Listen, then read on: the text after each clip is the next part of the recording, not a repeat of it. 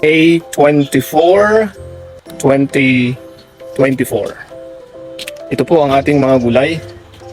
At talaga nga pong mula tayo nag-garden ng January hanggang ngayong Mayo ay iba't iba na po ang ating natanim at ibang iba na rin po ating mga napakinabangang gulay katulad nitong mga kulitis. Itong mga patola natin ay sunod-sunod na po ang bunga nito.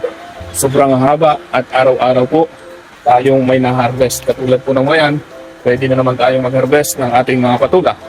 Ayan po, napakarami po niyan. At itong mga talong ay araw-araw na rin pong pwede tayong mag-ulam. Hindi tayo pinapabayaan ng ating Panginoon sa ating mga gulay na ito sapagkat tayo ay mayroong pagpupursige. At ang ating mga okra ay ganun din po. Yan, isang puno po dito sa gilid na ito pero ang daming bunga. At araw-araw ito ay nagbibigay ng makakain sa atin. At hanggang doon po marami po yan, mga patula. May kamatis, may talong. At ngayon nga po ay ipapakita ko po sa inyo kung bakit hindi tayo nawawalan.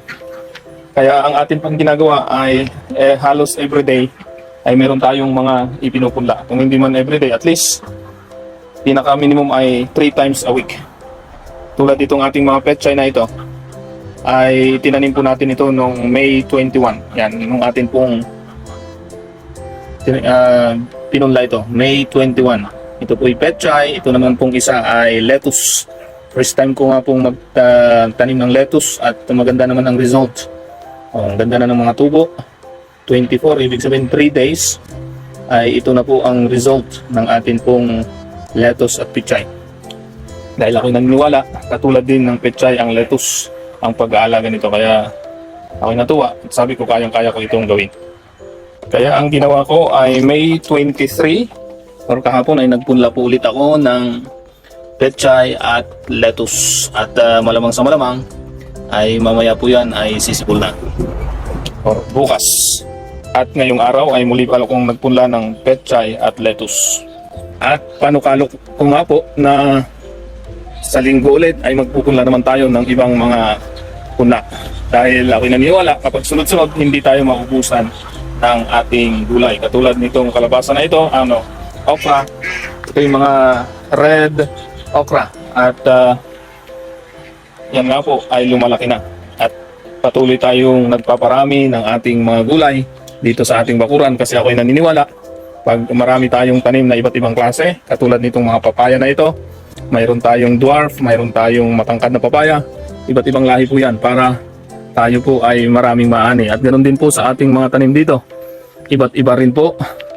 Ayan, palibot ng ating bahay ay may iba't ibang mga halaman. Kaya po itong patula, ang haba ng bunga ay sadyang nakakatuwa. At pupunta tayo dito sa ating likod ng bahay. Itong ating kalabasa ay pwede nang i-transplant. Malamang sa malamang ay linggo na natin itong i-transplant yung mga kalabasa na yan. At mayroon pang mga talong na ang gaganda na rin po. Ang ating ampalaya ay pwede na rin kuhanin ang bunga. Ayan. Ang ganda na po ng ating mga gulay dito sa likod ng bahay. Ayan, itong ating inayos dati na naagusan ng yero, ng tubig galing sa yero dito sa likod ng bahay ay gumaganda na po.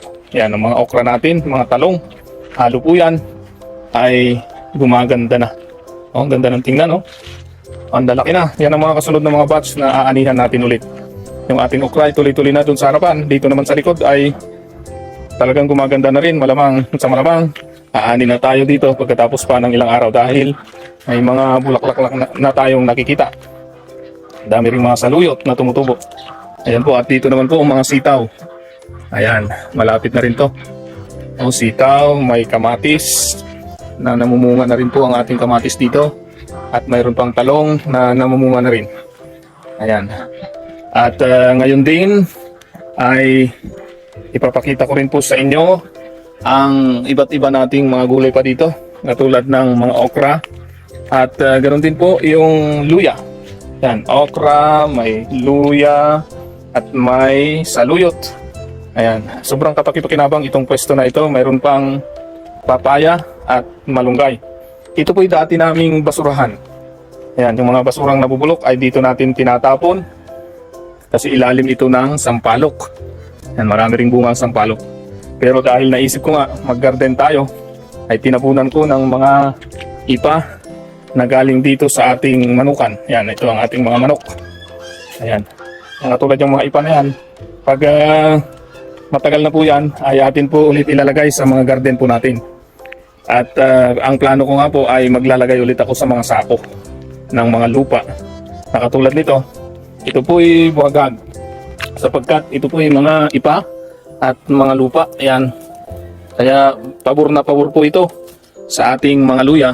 Kaya ang ating mga luya, bagaman itinanim natin ng February, ay malalaki na po sila ngayong Mayo. Sabi nila dapat ngayong Mayo ang pagtatanim, pero ako'y hindi ko sinunod yun. Bagkus ako'y nagtanim ng February. At yan na nga, malalaki na ang ating mga luya. Ang ganda pa naman ngayon ng presyuhan ng luya dito sa amin. Ang pakyawan ay 60 pesos per kilo na. Sobrang mahal na po. Dati ay mga 10 hanggang 20 lang ang presyuhan ng luya dito sa amin, biglang nagmahal. At yan ay napakaganda sa atin na may mga tanim dahil hindi na tayo bibili at pwede pa tayong magbenta. Kaya magandang sunod-sunod na ang ating pagtatanim at tiyak ang laki ng pakinabang sa atin. Kaya yun ang isa sa gawin natin. Tatandaan natin, sunod-sunod dapat ang ating itatanim para hindi tayo maubusan ng gulay sa ating bakuran. At yung ating ginagawa araw-araw ay magiging kapaki-pakinabang. Katulad ngayon, bagaman kami pupunta sa Magsaysay upang makipaglamay or makiramay sa namatayan, ay hindi tayo nawalan ng panahon na mag-garden pa rin. Nagtanim pa rin ako ngayon, nag-asikaso ng ating garden bago tayo aalis. Kaya yun lamang po at maraming salamat.